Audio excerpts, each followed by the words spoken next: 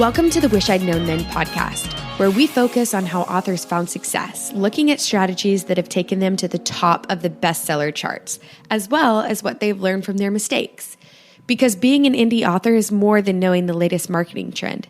It's about being innovative and creative and learning from your mistakes. Welcome to the Wish I'd Known Then podcast. I'm Sara Rosette. And I'm Jami Albright. And this week on the show we have Mark Leslie Lefebvre. Yes. Yeah. I love Mark. He is such a good guy, and I've known him for a while now, both of us. And he's just great and fun and funny. It's a great interview. Yeah. He has lots of information for us. And this interview, we talked a little bit about his own writing, and then we talked about how tips for authors who would like to get their print books into bookstores and libraries, and kind of taking the long view of your career. Yep.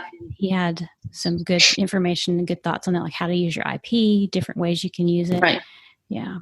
Yeah. So he's super smart and lots of experience with books and book selling. And so I think it'll be helpful. Great. Yeah. Well, I have no news this week. Nothing new, no baby, no nothing. So we're going to let Sara talk for a little while because I've got nothing. Okay. Well, I have a couple of things. I was on the Authors Love Readers podcast, and that's Patricia McLenn's podcast, and Jami's been on it as well. So if you search for that, we'll both come up. And it was a fun interview. It's a little bit different. It's more reader focused. And so some questions about, that I don't normally get asked. So that was fun. And that will be in the show notes. Oh, and I was also going to say, I'm going to put a link in the show notes for one thing Mark talks about is if you want to work with bookstores and libraries, we called it a one sheet. And I have one of those. So I'll link to mine in the show notes if you want to look at it. And it's got all your books listed, all the ISBN numbers and the price points so that you can just send those out. And I just did it for one of my most popular series is what I did. I guess you could do one for each individual book. Right. But I just did it for one. So that link will be in the show notes. And let's see, my other bit of news is I have restarted an old podcast that I pod faded on. I started it back in 2014, 15, and I did 15 episodes, and it was for readers who like mysteries. And so I've gone back and I've re-recorded some episodes, and I'm going to do it in seasons. And it's been a lot of fun, even though it's been a lot more work than I thought it would be. I was like, this will be easy. I already have the feed. But, it's always more work than you think it's going to be. Right. But, so I'm in each episode, I'm taking one book, one mystery, and talking about the themes and the tropes and the characters and kind of trying to break down why it's popular and what works really well in that book. So it's been good for me as a author to look at it in such detail. Right. Yeah. Oh, that sounds awesome. Yeah. I haven't listened yet, so I can't wait to listen. So. Well, you're not my ideal listener. No, I'm not, but I still want to support. Oh. Well, that's sweet of you. So, and I'm still getting some other stuff writing, admin writing stuff done. So I'm close to wrapping all that up and getting excited about getting back to writing. But and it's the weather is finally cool here. Oh, I know. I'm able to go out and go for a walk, and it's just gorgeous. It's this is the best time of the year now. I know. For these 4 days, it's been awesome. And I've been outside as much as possible. Yeah, us too. Yeah. All right. Well, we should get on with the interview. All right. Sounds good. All right. Today, we're really excited to have Mark Leslie Lefebvre with us. Did I say your name correctly? Oh my God, that was beautiful. Okay, good. That's a relief. So let me read your bio, and then Jami will start us off with the questions. Mark Leslie Lefebvre is a Canadian author of horror and speculative fiction, a professional speaker, and a bookseller with more than a quarter century of experience in writing, publishing, and bookselling. Mark is a former president of the Canadian Booksellers Association and former director of self-publishing and author relations for Kobo, and current director of business development at Drafted Digital. He is the host of the Stark Reflections podcast and author of a series of books about writing, book selling, and publishing. So quite the impressive bio. Yes. Wow, who is that guy? I was going to say, I would have been a lot more like in awe of you if I'd read that. Me too. If only I'd known. I wish I had known. I wish you had known, yeah. So Sarah touched on the genres you write in, but tell us a little bit about, kind of what you do in those genres, and then how did you get into writing? Yeah, so I mean, I'm a big chicken, so I've always been attracted to the darkness and the creepy stuff. My mom would always say, well, why can't you write a nice romance story? Because that's what she liked to read. Yeah. And I would always write about the monsters under the bed or the things hiding in the shadows. And so a lot of my fiction, I called it horror, although technically, because it wasn't science fiction, it didn't have science, and it wasn't fantasy, so like epic fantasy and stuff, so sorcerers and dragons and stuff. So a horror seemed to be the genre somewhere in between, although I've more likened it to like Twilight Zone style fiction, so the kind of eerie, strange story you see on Twilight Zone. Now Black Mirror maybe as a more modern show, but Black Mirror is a lot more science oriented, so it's that weird fiction stuff.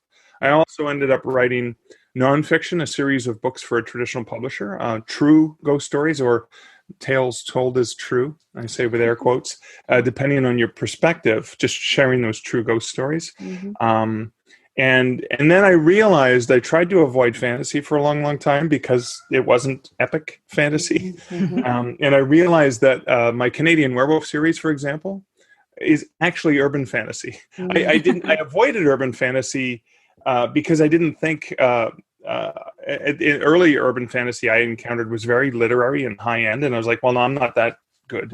And then other urban fantasy was a little bit far further into paranormal, and mine was drawn back a little bit closer. So, but then I finally embraced it and rebranded that series to much success. Ironically, when you rebrand a series to the right audience, they actually like it and they find it. Who would have known that? Awesome. I wish I had known. Who'd have thought it? We might get into that later. More of that later. And so how did you get? And so you got into writing just to kind of purge your demons, so to speak? Or? Yeah, I mean, I started with these little stick figure cartoons when I was a kid because I used to tell these stories with Fisher Price figures as a kid, and I would love I mean, even as an older child who shouldn't have been playing with Fisher Price figurines, I loved it because I was telling myself stories using these little characters, and I would have these continuing epics that would last weeks and weeks, and almost like an episodic TV show where I go to be continued because mom called me for dinner. So I'd have some sort of cliffhanger that I would come back to, and then I discovered the permanence of these stick figure cartoons where I was writing it down and you could come back and it was there. It wasn't just in the moment. And then I fell in love with words. So like the little cartoon bubbles, there weren't enough. There wasn't enough space for the words that I wanted to put in there. Right. And I think I submitted my very first story to CBC, Canadian Broadcast. They had a contest for young writers, and you could submit your story. And I think I was 15 when I got my first rejection. Very nice. Typing the stories up back in the old days. And that was the first of thousands of rejections that I received in my writing career. But it kind of, I migrated into starting to mail things off, getting Writer's Digest magazine and just mailing those stories away. And that's kind of how I started, because that was the going, I guess that was the going wisdom was, build a career, build a name in the small markets, and then maybe an agent or editor will take you seriously. Right. Yeah. Well, so you've had such a varied career. You've done quite a bit, but what would you say was your first big success? From writing? Actually, my very first published horror story, I think, only because, and I consider it a big success because it's a story that, I recently read at a virtual event where we were doing like a midnight ghost story thing, and I read it and freaked everyone out today. So it's like, that story still works. Yeah. And it received honorable mention in the year's Best Fantasy and Horror, which was a very and the reason I considered it a success was I was a huge fan of horror author Richard Lehman, and my name was on the same page as as his name, because he was, he had like 6 stories listed in honorable mention, and I had 1. But I think that would be the first time I actually felt like I had achieved something pretty cool. That's really neat. Yeah, that is so cool. So tell us what you wish you'd known about writing and craft when you started. So many things. Yeah. And that's the challenge is I continually learn new things and go, oh man, wow, I wish I'd known. So that's a common thing. I was jotting down some of the things from about writing and craft. I think the thing that I wish I'd known related to that was I didn't realize that I would still be learning about the craft of writing. Mm-hmm. In the early days, I remember struggling to find a writers group. I was in a small town in Northern Ontario, 2,000 people. Oh, wow. And I remember finding a writing group. There was an ad in a little mini weekly paper that we would get, and it was for a writers group. And I remember going there. And I remember a friend of my mother's, Mrs. Story, was there, and I used to hang out, like we played hockey together and did all the things that kids did. I had no idea. So now when you're a kid, people she was probably in her 30s, seemed ancient, right? Like they're like old people. Old people don't do things, right? They don't learn new things. And I remember Mrs. Story being in the group, and there was just maybe 4 or 5 of us together. And I remember being in awe that somebody who was already established, like as an adult and a parent, and a family, matriarch of this family, that she could be wanting to learn. And I had the hint early on. I think I was 14, 15 when that happened. I had that hint early on, but I never realized that I would still be thirstily drinking. Right. Not only the business, but the craft of writing and constantly improving. Yeah. That's really cool. It is very interesting how you can write your first book and, you feel like it's, maybe not as perfect as you would like it, but, you can get it to a point where you feel good about it. And then later you go back and read it and you're like, oh my goodness, I've learned so much. And, it's almost a little embarrassing, but we do just continue to grow and learn, and it is an amazing industry. The industry changes, but then writing, you can always grow as a writer. So that's very encouraging. Yeah. And just getting in that group, I think it was probably so great. I highly recommend that because that's how I got started too. And just being in a group of other authors who are wanting to do better and wanting to learn more and stuff is always cool. Yeah. Well, that's. I think that what you say is really important, and that's why going to conferences and continually learning, because you're learning just as much from the other people in the room as you are from the person on stage. I think, and that's another thing that's really, really important is don't just pay attention to the main attract. And that's what I learned in university was it wasn't just learning from the professor. I learned life in so many ways. I learned how to live. I learned how to survive. I learned how to get by doing the least amount of work for the most amount of payback. I mean, all of these little things. Critical life skill there. Critical thinking, right? As well. Learned how to actually take information in and go, wait a second. And this was from a great course, the Writer, Literature, and Society, where we read a book, but we studied the culture it came out of to understand. It wasn't just a story about this, but there were all these other elements from the biases from the writer. And that was early on. And obviously I continue to apply that to this day, because you're like, oh, that's neat. Yeah. But I have a confirmation bias. So why do I like it or why do I not like it? And understanding what is it about this fiction that I enjoy? Why do I like it? Right. Yeah. Right. Breaking it down. So that's interesting. I think for me, because I started later, but I think it's the same for anybody who wants to write and they're around a bunch of people who don't write.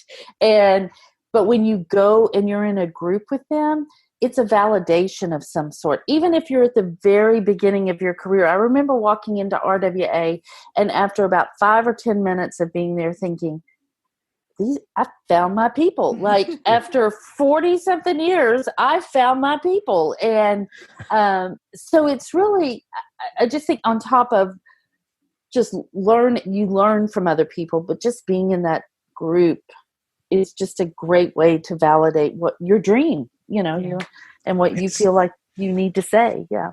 it's as powerful as love at first sight, right? When you find your people, and it's funny It that really we all is. have that. I found my tribe. I found my people. Like and that's what I felt in that group when I was 14. Is like, oh my God, there were other people like this. Right. Right. And I encounter it every single time, and that is so true, because you suddenly feel like, oh, you get it. Like when you're sitting there doing something else, you're actually writing, and you understand that I'm writing right now. Right. But not everyone would get that. So you live in your head too. Good. I do too. Nobody else in my house does. So there you go. Yeah. Yay! There are people like us in the world. It's wonderful. It's true. Well, switching gears, what about marketing? What do you wish you had known about marketing? Oh God, so much. There's still so much I don't know. I think one of the things that comes back to haunt me is. I wish I'd been smart enough to take the advice I've been giving to authors for years. So for example, I mean, up until recently, I had 3 novels that were books 1 in a series. And you know, apart from have a newsletter, like own that connection with your readers is one of the most critical things you can do as a writer. But you know, writing a lot, but also all of the writers I knew that were, you know, 6 and 7 figure authors were writing series books. Damn it. And so I didn't start taking that advice until just this year, when I was like, I better actually get back on this. People have been asking for the next book, but I've just been squirrel. So I think that's the kind of advice is actually pay attention. You should pay attention to the advice you're giving other people for a change, you loser. So I'm finally starting to take that. Yeah. That can make people feel better too, though, because we all know there's certain things that are good to do, but sometimes it just takes a while to figure out how to do it, or to say, okay, yes, I should do that. I know. I'm at my daughter's, and she works for a publisher. She does PA stuff for them. She does our editing. So she knows enough about the indie publishing world, and her husband, the 3 of us were having a conversation, and we were talking about Ingram Spark and about how you can do the things Sara does, you know, the large print and libraries and all that stuff. And my son-in-law said, well, do you do that? And I said, no. And then he said, why? I said, I don't know. It's just because I don't have enough headspace. And so my daughter was like, oh my gosh, let me do that for you. What do you know? And I'm like, that is so embarrassing, because that is something we have told people for, you know, ever here. And I know it because I see Sara, and I see Sara having such success with it. I should be like jumping on that, but I haven't been. So, but you have to pick, right? You only have so much time. You have to pick the things. Now, I mean, Sara, last year this time we were at Haslam's bookstore in St. Pete, Florida, at Novel Sync, and Sarah's books are on the shelf at this independent bookstore. And I'm like, how the heck did? And that's when I learned that Sara makes them returnable. Right. So this year I used in Canada. So I did that with my hardcovers. Now I did hardcovers.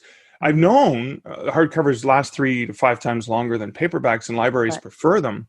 Right. So this year, again, when I relaunched, started to move forward in the series, I did hardcovers for library. I didn't do large print yet. I know I should, but it's one of those things. But I also I said, well, I'm going to make them returnable. Because I got burned by returnable in 2004, but I saw that and went, well, they're more expensive, less likely. It's less likely to be a bulk order, which screwed me in last time. And maybe this will make it a little bit more appealing for a place like Haslam's, who says, well, we had a request for this one book. Why don't we get his other books? We'll see what happens. I don't know. But again, I learned that last year, Sara, and I finally applied it. Well, I think we all have our list of to-dos, you know, especially if you go to conferences or you're a podcast listener and you're like, oh, and you have that mental list. And so like I'm between books right now, and I'm just trying to mark stuff off my list because I'm not good at doing them while I'm writing. So it's like I have to have a writing phase, and I have like this phase where I do all this other stuff. So I think we all have that list of, and I felt like I was so slow getting into large print because remember, Joanna Penn was talking about it years ago, and I knew that would work because I knew my readers liked print, and I knew that a lot of my comp authors were traditional. And I was like, I could, make an effort to sell to libraries and bookstores because of that. And I just felt like it took me forever. So even though, it may seem like you're slow, but it's still okay if you just keep going, and get it done when you can. And that maybe is the best day to have started this was yesterday, but the second best day is today. Today, yeah. Yeah, it's like planting a tree. That's saying 30 years ago was better, but the second best day is today. Exactly. So what assumptions did you make at the beginning of your writing career, and looking back, did they turn out to be right or wrong?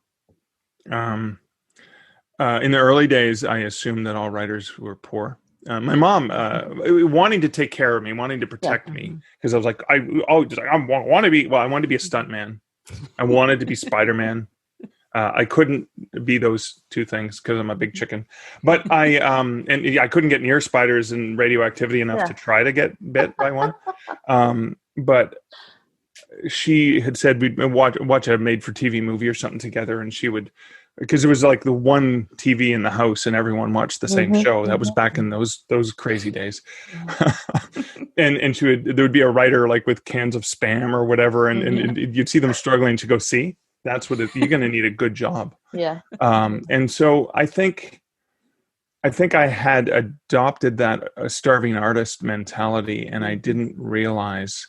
Well, again, I didn't realize that self-publishing was actually going to change that dramatically for a lot of people. Because in traditional publishing, I mean, the average income is still less than $20,000 a year across the board. And actually, to be quite honest, with indie authors, it's the same thing too. For the majority, the majority of people will maybe make $100 a year if they're lucky. That's the reality. There are a lot of people doing significantly better, but there's still hundreds of thousands not.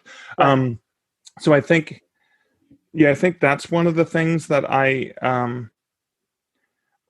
now again I'm lucky. Now I got a job in the book selling industry when I finished university, or I was still at the tail end of my last year of university when I got a part-time job in book selling, and that was because of my mom's advice to get a good job. And I was like, well, if I have to get a good job, I better do something I love, and I love books. Yeah. And so I don't regret that. Right. I don't regret that, because that book selling career combined with my love of writing has created opportunities for me that, I mean, I am so blessed. I'm so lucky that, when I put that hat on, the Mark, the Mark industry guy as opposed to Mark the writer, I'm so lucky that it never feels like work. Yeah. That's great. Yeah. So good. Yeah. Well, so tell us a little bit, since we're talking about how you also work with Drafted Digital, because you've also worked with Kobo in the past, but you're very much plugged into the sort of indie world and the industry side of it. Yeah. So, I mean, I applying the passion from writing into the book selling thing. So, I mean, I bought a print on demand machine, an espresso book machine for the bookstore I was managing back in 2008, 9. Wow. Yeah. And then I finally learned, after years of thumbing my nose at people, when people came in with self-published books, it was like, oh, that's vanity publishing, because you can't find a publisher because you're not good enough. And honestly, most of the time, it was obvious they didn't have an editor, and it was obviously they paid thousands of dollars just to get 1,000 copies printed. Right. And it was embarrassing. And I wanted to support some of them, so I would buy the book myself and try to read some of them. Now, some of them came along that were amazing, like Terry Follis, Canadian author who's gone on to huge success and bestseller lists and stage plays and made for TV series based on his books. He was one of the first self-published authors where I went, oh my God, there's something really, really good here. And it was shortly after that I was in contact with Kobo, because I was putting books up on Kobo for the authors I was working with in my store, as well as my own stuff. I'd been self-publishing back in the day when there was no 70% from KDP. Right. Yeah. I mean, thanks to Apple. Apple's the first place that did it, and then Amazon followed suit. Thank goodness. Otherwise, authors probably wouldn't be making the living they are today. And then when Kobo was looking to build something to make it easier for self-publishing, I was like, that job description was me. I told Michael Tamblyn when we sat down to talk about that, I said, you just described me. That's me. Like, this job is made for me. And so those opportunities seem to have come along. When I left Kobo, because I kind of did what I needed to do, and I didn't want to move up because I liked playing in the weeds, but I didn't want to be managing a team. And I wanted to go back to the writing that had drawn me, and I was tired of the commute and all of those things. So it kind of felt right to leave. And ironically, it was, this time of year at Novelist Inc., a year later, that I was having drinks with the good folks from Draft to Digital. And I realized I missed building cool things for writers. I missed that. And I was still consulting and doing stuff like that, but it wasn't the same as in being able to actually have people smarter than me that I get to work with, like the developers, and go, oh, I can have a brilliant idea, but who's going to build it? Right. So now my role at D2D is more hey, I have these really cool ideas, or I'm talking to authors and that's inspiring us to come up with this idea. Now we need really smart people to build it. Right. And that's the thrill, I think, that I've gotten the pleasure of doing. And that's what I get to do at D2D is kind of, try to take these blue sky visions and go, oh, wouldn't it be cool if authors could do this? And what I love about D2D is, because I'd known the guys, I'd known Dan and Chris and the guys there for years from conferences. Like, I think Hugh Howey introduced me to them at Novelist Inc. many, many years ago. And we hit it off because they're, the guys, the heart at D2D is in the right place. It's basically, what can we build to make it easier for an author to do stuff so they can do the thing that's most valuable for all of us, which is write more books, and thus sell more books. Yeah. Well, that is great. I love that. Yeah. So just for people who aren't familiar with Draft to Digital, just give us a quick summary of what they do to help authors. Yeah. So, I mean, if you're familiar with Smashwords, which was the first player to come along to be there for authors in the early days, like I was on Amazon and Smashwords in the early days. It's like Smashwords 3.0 in many, many ways. And I love Mark Coker and I love Smashwords, and it's still a great platform and retailer to sell your stuff on. But what Draft to Digital did is they took the process of converting your book from a Word document to an ebook, free templates, push a couple buttons, automated end matter. So basically they allow you two ways you can use them. Actually, one of two ways you can use them. You can go to Draft Digital. You can just get your EPUB converted for free. It's one of the best free EPUB tools on the market. And then download the Mobi, download the EPUB, and do whatever you want with it. Sell it direct on your website, whatever. I actually have been using them for years, even when I worked at Kobo. Make my EPUB there. Upload that to Kindle. Upload that to Kobo directly. And then also use it for BookFunnel and stuff. You've got the free books to read links as well, universal book links, which are geolocated. And that way you can have a single link go to all the retailers. Or if you're exclusive to Amazon, you still have a single link. You don't have to have 8 Amazon links, like one for Canada, one for US, one for UK, one for Australia, right? So you can have a single link that's geo-targeted and put your affiliate ID so you can make affiliate revenue off of it. And that's kind of, it basically, it's free. The pros are, you could use them to distribute to multiple locations to save yourself time of having to have multiple accounts. The con, I guess, would be that they shave 10% off your margin. So instead of 70% that you get directly, you make 60%. So you kind of weigh the pros and cons. I'm also, I've been leveraging and just recently hired somebody, a virtual assistant, and I can assign her access to my Draft to Digital account where she doesn't have access to my finances and doesn't have access to my sales. She can go in and add titles and edit things. And that's a really cool feature that I think you can get that from Apple directly, but you can't get it from Kindle. You can't get it from Kobo. And that's, Draft to Digital, like I'm wide. I try to upload, at all the different stores that I can, but I use Draft to Digital, and I have since 2012 when you guys first came out. They saved me because I was trying to create my own EPUBs and my own Mobi files, and that was just beyond me, and it was not what I wanted to spend my time on. So that was how I found Draft to Digital, and I was like, oh, thank you, because it made it easier. So I've always had my books there, but now I use them for library distribution. Because, that's something that's a huge market that I don't think Indies think about. So even if you're don't want to use the aggregator portion of it for all your books, you can use it for library distribution. So there are a lot of authors who do that, right? Who may go direct to wherever they can and then use Draft to Digital for going to direct to Tolino is almost impossible. Yeah. But places like Tolino, Viblio, which is the Tolino of France, where we've seen huge growth in the two of those markets in the last year. But yeah, many library markets and many more to come, because that's part of my job, is finding new partners to distribute to, as well as new tools. The other thing that I've been using Draft to Digital, like the print, for is the automated creation of full cover. So this is just, I'm holding up an example right now, and I know this is audio, so I'll explain it, but I have Ode to Classics in my Nocturnal Screams, which is like a chapbook series. So it's only 15,000 words, 3 short stories on a theme. And what you do is you upload your front cover. So I've paid for the front cover. I've got a nice high res image for that. I just load the front cover in the tool, and I don't have to. I mean, I use InDesign as well. So I oftentimes I'll pay a designer for the front cover, but then I'll do the full cover wrap myself because I know how to do it. But this is done for me in like 50 seconds, and I have a cover wrap, and suddenly a whole bunch of books that I never bothered to waste time putting in paperback, I can now go back and go, oh, it only needs to be 64 pages. I'm going to make a paperback for everything. Yeah. And then I love that, because then I have, for in-person things, or people want authors to give you stuff all the time and they think you're rich. Well, you guys are. I mean, you guys are doing really, really well. Right? Yeah. But, they think all authors are rich, right? Oh, you have a book, give it to me. Yeah. And so now I have a whole bunch of like books that cost, $3 to make, and they sell for $5. Right. If I give that away, it only cost me $3. It didn't cost me $5 or $6, because that adds up. Right. Everyone wants a free book from you. You're like, how about support the starving artist over here? Or I'm starving because you're not supporting. Yeah.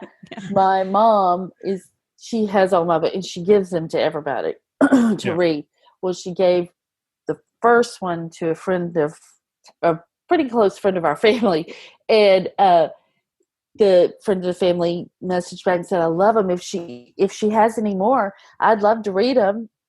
And I was like, my mom told me that. She said, well, do you have any more? I was like, yeah, on Amazon, and they can go and buy it. Yeah. Like, well, I mean, yeah. one Or free one, and that's it. Get a Kindle Unlimited. Yeah, exactly. Or ask for it at the library. If you want it for free, go get it there. Yeah. At least you're supporting me.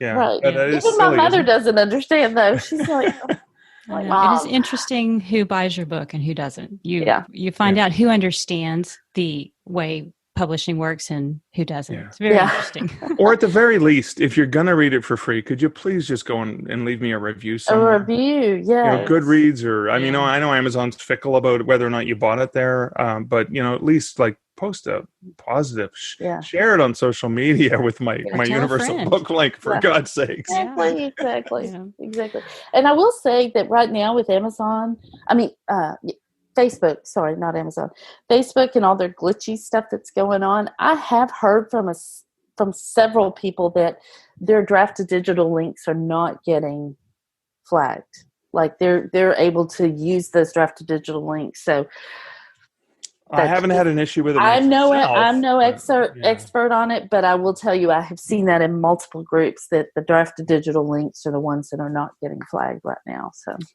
But speaking of not getting flagged, I mean, that's the other thing that non-Amazon vendors are pretty tired of, the fact that everyone only shares Amazon links, and will share an Amazon link in the book that they upload direct to the platform. Trust me, worked for Kobo for a number of years. I saw it like 9 times out of 10. And so a link like Universal Book Link is accepted and embraced by the retailers, because they know it's play nice. Yeah, it's like here it is everywhere. You decide where to get it. Right. And so that's something that I mean, what I do, just to let you know, because I have half my books are traditionally published and the other half are self-published, is with my books to read links, they're automatically put in the back of the book for you by D2D, but then I download the EPUB, I use Sigil, and then I go in and add, because I've created universal book links for all my books traditionally published. So I have a page that I just have in HTML that's now all my books, universal book links.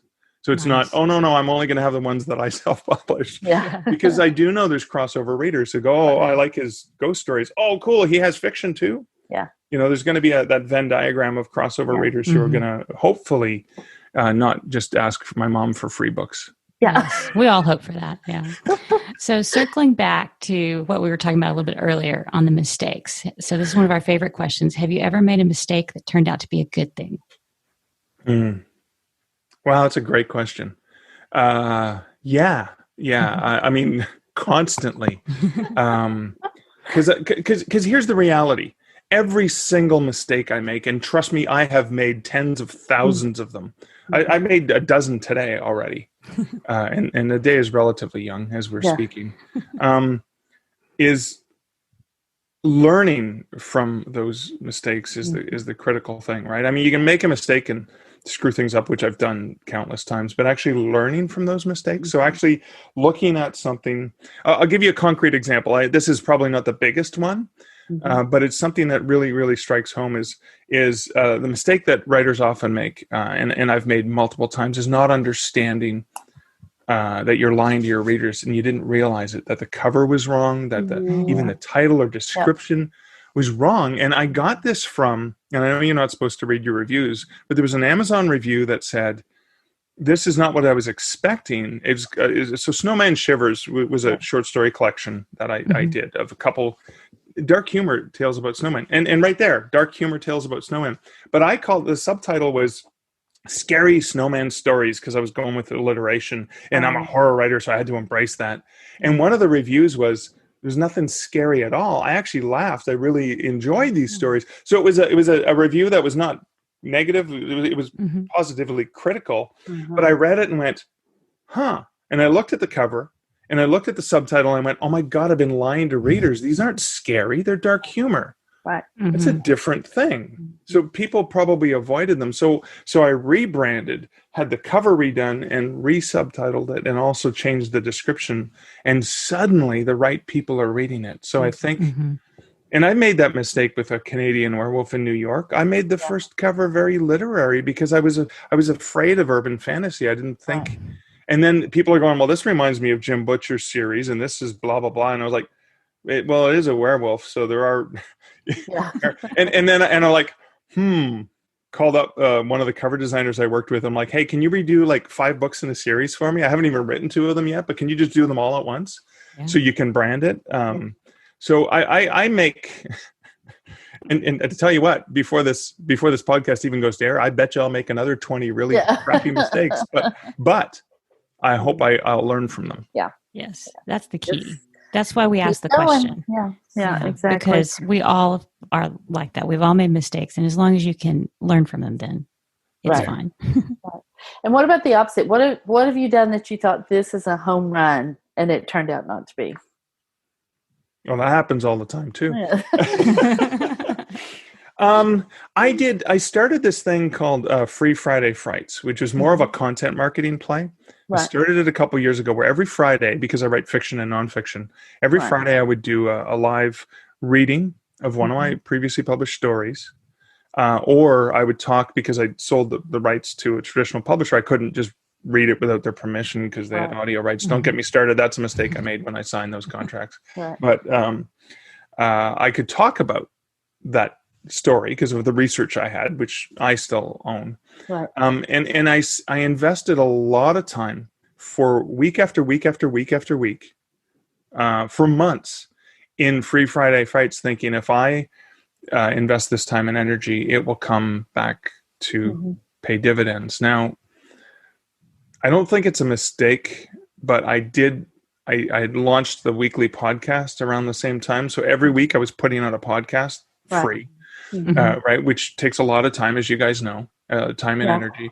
But then I was also doing Free Friday Frights. And again, because it was live, the podcast I could at least pre-schedule and do, not that I'm that good at it because I'm a procrastinator, but at least pre-schedule some of the interviews, that portion.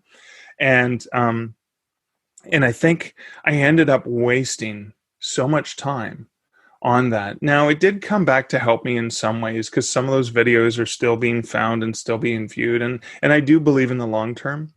But I think I invested a lot more in it with the hope that it would actually lead. It's like a free first book in series is way more effective. And I would have been better off spending that time creating a reader magnet just for people who read this book. You want this, you can only get this story. Right. Like, as opposed to just blatantly going, hey, everyone, look at this. Right? Yeah. Like it's not, that I learned that the hard way. Nobody wants that. Yeah. Nobody wants those unsolicited things. Well, sometimes you have to figure it out that way. You have to do it and then go, okay, this didn't work. But then what can we learn from it? What can we do to learn from it and go on? And I think that what's even more important too is like what tiny pieces of it did work, and how can I take those things and make them into something different? Because not everything is just a bust. I mean, there are usually little things. Like I'm doing something now, and I'm like, it's not like a home run, but it's not failing either. So I'm trying to look at it to see how I can, move along and do something sort of different with that. Because you have several nonfiction books, and one of the recent ones is to help writers get to work with bookstores and libraries. So if an author wanted to get started with that, what are some easy first steps they could take? Because it is kind of an involved process. I think the good news for writers in the pandemic times that we're in is that if your book is available as an ebook to the library market, which I mean you can easily do through Draft to Digital, there are other ways to get in there too. I'm not saying that's the only way to do it. But the dramatic increase in library sales, because ironically, it was the ebooks that didn't come with a virus, but the print books might. That's cool. I think a key thing to think about is remember that so bookstores are a business that need to pay the rent and they have things to pay for. So think about them and what they need to sell to their customer and how your product and you can help sell it to customers. So think about that. Ask not what your bookstore can do for you, but ask what you can do for your bookstore is a really good JFK-induced way to think about your that. And as a bookseller, that's the other thing too. And some of the ways you can help a bookstore is if you have a relationship with them. Signed copies, right? Like, hey, you have a facility to ship things, especially during pandemic times where maybe there's no foot traffic in your store or it's limited, but you still have the facilities to ship things in and out. Why don't we work on signed copies? So instead of me having to worry about signing copies on my website, there'll be a link that order from your store. Call me. I'll swing by. I'll wear masks. I'll sign copies. Then you get the sale. And either whether it's consignment terms or whether like Sara, it's fully returnable, they can just order it from Ingram, which they already have an account and they're already ordering from Ingram all the time because it's fast. That can work out well. With a library as well, I think they're not selling books, but they need the books to circulate. So one of the things I often, and this is advice for, especially if you've just left Kindle Unlimited and you have readers that are freaking out because they used to be able to read all your books for free in air quotes, because it's not really free. They're paying Amazon. They're paying Amazon. Is you say, well, ask for my book at the library. It's available in print and ebook or audiobook as well if you have that. And asking for my book at your local library actually helps me because it's not sending a press release to the local bookstore to let them know, like a one sheet with your ISBNs. Rachel Amphlett does that really, really well. I learned that from her. But also sending that same press release to libraries. And but not just sending it to them, because librarians prefer that a patron actually wants it. And don't just get people to ask for it at the library, get them to check the damn thing out. We live in a world where we probably, as indie authors, make way more money from ebooks than we'll ever make from print, at least digitally. But the majority of readers out there still, the majority of people have not read ebooks. And I know it sounds weird because, 6 and 7 figure authors like, but I sell this many ebooks a day. But the reality is most people who read have still not read an ebook. Now it's changed a little bit more in pandemic, but it's not even close to 50-50. If anything, it maybe got as high as 60-40, meaning 60% of the reading population are reading in print. You wonder why traditional publishers seem to have their heads up their butts? It's because they're still making lots of money in print. And so I think understanding when you approach a bookstore and library, especially a bookstore that doesn't sell ebooks, understanding that they don't understand the ebook world the way you do. They understand putting the right book in the right customer's hands. So a relationship is really important, but also anecdotes. I know it's a small thing, So Sara, for example, we were in Haslam's bookstore last year. I bet you the owner that we chatted with, we took selfies with them, and the people who were working cash, the staff, I bet you at least a dozen times in the last year, when someone was looking for mystery titles in your niche, they went, "Oh my God, I've got the greatest book for you." Oh, and she was here last year. Yeah. That's the kind, I know because it was a good experience. You weren't like the ghost of Hemingway, who allegedly haunts that, who used to go and take his books and put them face out on the wrong shelf and put them like whatever and fight with the manager all the time. You were pleasant, and there's a cute story that goes with it. And I did that as a bookseller for years. I would say, "Oh my God, did you know that this author, when they wrote this particular scene, they were at their grandmother's cottage and they were looking at an old photo, and that inspired this entire beautiful thing." Oh, wow. And that's a story you put in the reader's head, and so suddenly you, as the bookseller, have connected the writer and the reader, and all those little things. I know it's like content marketing. It's all those little nurturing relationships that can pay off in the long run. It's really hard to track. It's something that you can't, it's not really trackable, but it's like the momentum, it gets going. Like if you can get it going, if you can meet your local bookseller and develop a good relationship with them, then that can impact your sales in ways that you can't track, but it can change what happens. And you just kind of have to try it. It's like some of the other stuff you're talking about, like you try it, and if it works, great. And if it doesn't, then you just learn from it and go on. Right. Yeah, and at the very least, without any sales, you have cultivated a positive relationship with another human. Yes. You made the world a better place. A good thing. Yeah. Especially in our world today, which is a little crazy. Yeah. Right. Instead of being divisive, you were bringing things together. Yeah. Exactly. Well, in the first 2 months of the pandemic, my print sales went up significantly. I mean, print sales. Yes, my prints. People were buying print books from me. My ebooks did not. My ebooks stayed pretty much the same. Everybody was like, "Oh, my ebook." Mine stayed the same, but my print books, I was selling. Really? I mean, I don't sell very many print books, so selling, 8 to 10 a day for a couple of months, that was a lot. People were probably going, "Oh my God, I need Jami's books in case I can't get them. I better stock up now." Like I used to do that in my library in my hometown because it would close for 2 months in the summer. So I would get this stack. Strategically timed so to keep them all. I don't know. I just think people were reading. They just weren't maybe reading ebooks. There were these people that were coming in going, "Oh, I need something to read," but they had, like you were saying, they are not ebook readers; they're print readers, so they were buying print books. Well, that's cool. I haven't heard that. So thanks for sharing that, Jami. I hadn't put it together until you said that, because I remember thinking, "Why are my print sales going up?" It just never occurred. I've heard a lot of people say that during the pandemic they're going back to comfort reads, and maybe there's just something too about having a print book versus an ebook. I'm sure there were probably new readers picking up your books, but glass of wine, romantic comedy, right? Like, there come on. Yeah. What better escape is there? There's nothing better. That's right. And you can find all of Jami's books at check the show notes for this episode. Exactly. Oh my gosh, that's hilarious. So what's the most common mistakes you see other authors making, Mark? I think that the most common mistakes that a lot of authors make is they fail to, and it's kind of what we've been talking about, they fail to acknowledge that their IP, they're proudly independent authors, but they only think about one format. It's like, oh, it's just this ebook. And this was just like mind-blowing when I was with Dean Wesley Smith and Chris Rusch a couple of years ago, I think, at one of the workshops they've been running in Vegas. And we focused on leveraging your IP. So that your intellectual property is this idea you have.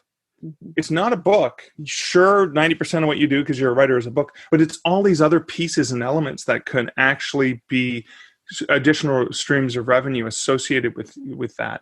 And so I think, we were talking about that earlier, Sara, like, large print and hardcover. So formats of the book are one beautiful way we as writers know already, because it's our world, how to exploit that IP. But what are some of the other ways? What are some of the other licenses? And so when you self-publish a book to Amazon, or when you use Kobo or Draft to Digital or whatever, you're just licensing them the permission to sell your stuff, and they take a small cut, and you make money off of it. What are the other ways you can license your ideas, your IP, your characters?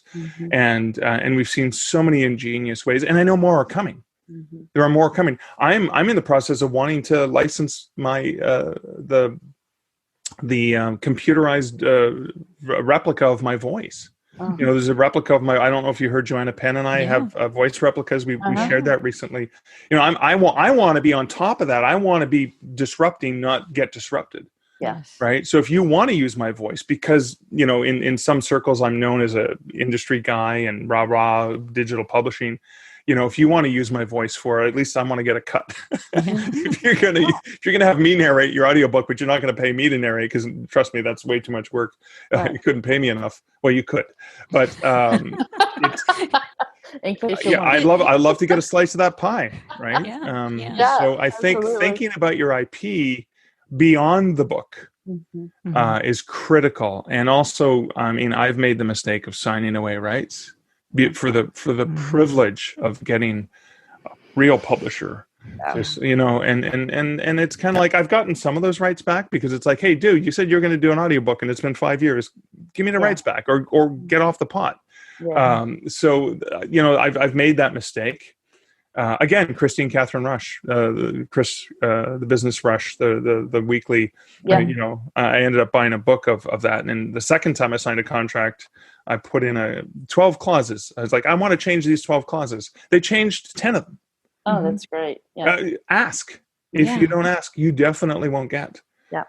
So those are some of the things. I'll tell you, Pippa Grant is very good at that. She really is always thinking outside the box. She's using her IP in different ways. And I really admire that. It takes a lot of brain power that sometimes I don't have, but I think she has somebody kind of helping her a little bit now. But for the most part, they're just ideas that come to her, and she's not afraid to try. And I love that. I love that when authors really do that and try to get the most out of their IP.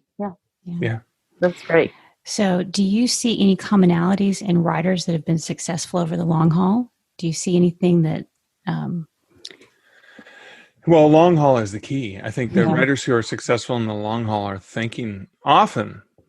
And why? You were talking about that. Well, they needed to escape, right? This is what they want to read about. They don't want to read about a pandemic right now. They want to read about people falling in love and happily ever afters with a few funny things, because funny things happen to all of us. Right. So I think a lot of it comes down to respecting yourself and respecting your readers, and authors who respect both themselves, like respecting your IP, but respecting your readers and thinking of those things are consistent. I think worrying less about what's happening today on my dashboard and worrying more about long term, and going back to Kevin Kelly's 1,000 True Fans.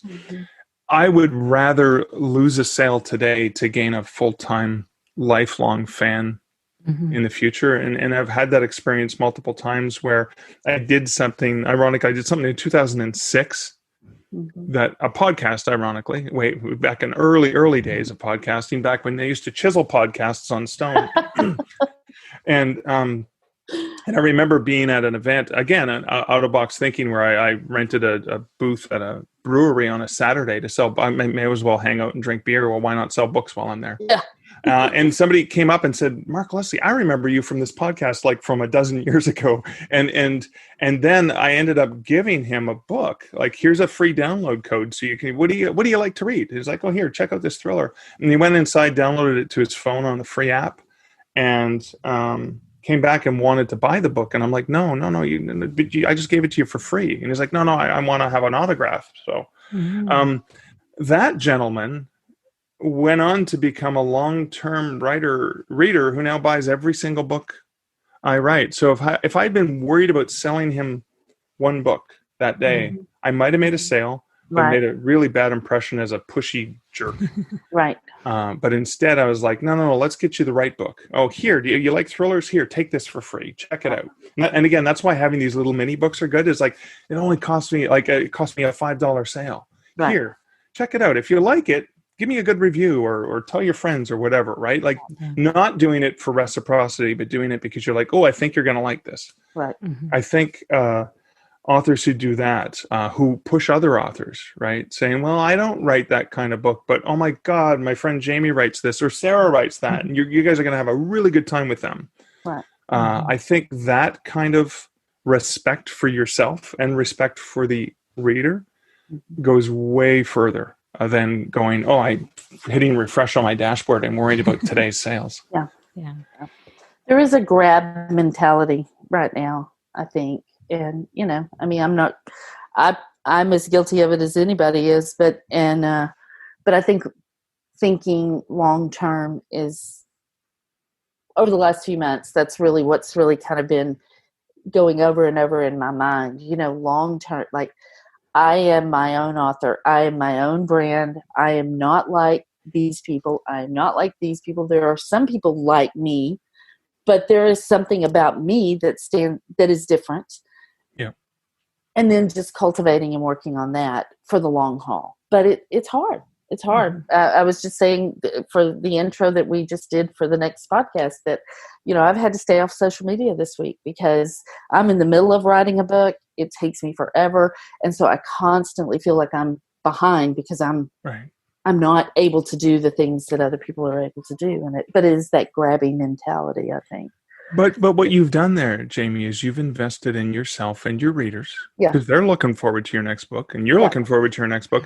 You're investing in that long-term relationship as opposed to whether it's a funny cat video, whether it's one of my amazing dad jokes that I share on social media, or whether it's, getting pissed off because of some political backstabbing of each other that's going on.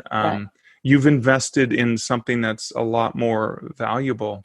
Right. And will make the world a better place. When you think about that, you've created these stories that are going to help people regardless of what's happening. They can either escape into it because they want to escape the reality, or they can celebrate the reality and go, now I can relax and enjoy a good book. Exactly. And I think we all have the ability to do that. Not just me because I write comedy. People who love mystery love to escape into Sara's books. People who love the horror and the urban fantasy type books that you write. Same thing. I mean, it's just we have to recognize that we do have that power. I mean, we do have power. Ability is probably a better word, but and cultivating that ability. Yeah. That's a great answer. Yeah. So what did you do to set yourself up for success, Mark? I think the one thing that I did to set myself up for success was I never allowed myself to get to a point to think that I couldn't learn. And I learned this from Harry Bosch, from a fictional character that Michael Connelly created, who is just as real to me as a dear friend, is that everybody counts or nobody counts. And the reality that I try very hard to embrace is when I'm doing a workshop, and I often do a lot of presentations to first-time authors, is I know that just as much as people are going to learn from me, there's not a single person in that room that can't teach me something that I don't know or that I can't get better from. And if I ever lose track of that, if I ever think I know it all, I've lost. I've lost it all. So that's what I try to do to set myself up for success, is I try to recognize that I can learn and benefit from, even if we don't have the same point of view, I can still benefit from something that you bring to this world. And it doesn't have to be writing, really. It could be a personal thing. It could be a meditation tip. It could be wow, this is such a cool hack for vacuuming my house. Like it doesn't matter. Recognizing that there's always something you can learn from other people, I think is how I've tried to set myself up for success. That's right. That's wonderful. It's a great note to end on. Yes, it is. So where can people find out more about you and your books? I'm at markleslie.ca, and it's the Canadian. Oh, that's great. Okay. And your name of your book about the libraries and the bookstores? It is an author's guide to working with libraries and bookstores. I was really tricky with the title. I tried to be, elusive. And is that under Mark Leslie or is that under Mark? So I went with Mark Leslie Lefebvre because Mark Leslie is the guy who writes the other stuff. And Lefebvre, I'm known, when people, and you guys did it well, but when people know Mark, whatever that guy's name is, they know me in the industry as that. So I decided to embrace the full Monty for those nonfiction books on writing and publishing. Okay. Excellent. Well, we will have all the links in the show notes so people can find them there, and they will be at wishidknownthenforwriters.com. Thank you, guys. Thanks. Thank Good you. Bye. Bye, everybody. Thanks for listening to the Wish I'd Known Then podcast. We hope this episode inspired you, empowered you, and made you laugh a little bit too. If you loved it, tell your friends about it. And if you feel so inclined, leave us a review. We look forward to being with you again next week.